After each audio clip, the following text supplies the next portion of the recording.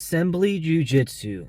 If you know anything about the Detroit, Michigan grappling scene, you should know you have to check out Assembly Jiu-Jitsu. This is my official review coming from someone who paid for a week of drop-ins with a 10% discount thanks to head coach David Garmo for hooking me up. And I have nothing but positive things to say. Let's start at their facilities.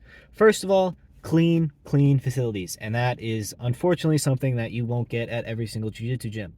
Not only do they have a separate men and women's changing area / locker room, they also have individual bathrooms that you can go into and 2 showers that have more than enough room to change and get showered in. So huge plus on the facility. That is the number one way to prevent ringworm, is to shower as soon as you're done with Brazilian Jiu-Jitsu.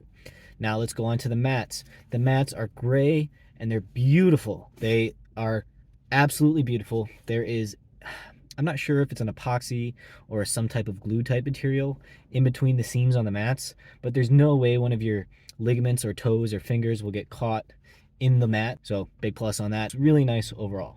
Then there's a sound system, which is amazing, I have to say. Excellent DJing by head coach David Garmo as well. And honestly, I have nothing but positive things to say about the environment of the gym. It's very competitive if you want to have those extreme, intense, hard rolls. They have some people going to Grapple in the Temple #3.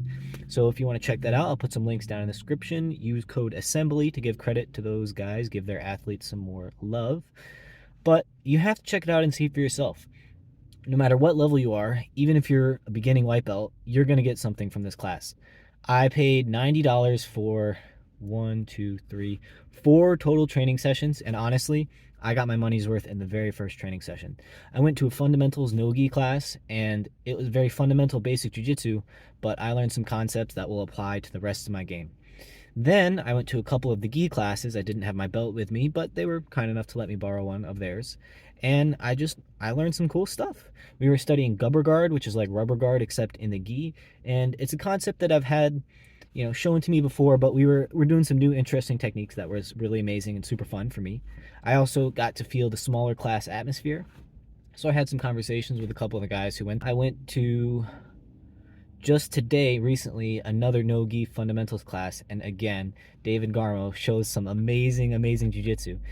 The way he runs class is he starts with sort of an open mat kind of area where people are coming in, stretching out. But once actual class time starts, he leads everybody in a series of progressive, I'm not sure if progressive is the right word, dynamic probably is a better word, warm-up drills, things like crab walks, things like high kicks, just generally getting your body warmed up.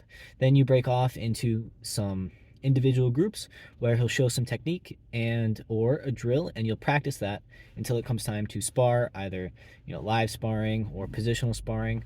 He had a self-study hour that he talked about. I wasn't able to check that out, but it seems something that if I were you, I would check out. So I also forgot to mention, the guy who teaches the gi class is the same guy who tapped out Cyborg with an armbar, which is ridiculously cool and not something I found out until look at this turnaround. Rita taking advantage of it. Oh, he's going straight for the arm. Cyborg is fighting. Cyborg's in big trouble. So Rita is trying to separate. He's got good control over the head. Now he's trying to separate the hands. He's going to stretch it out. He saw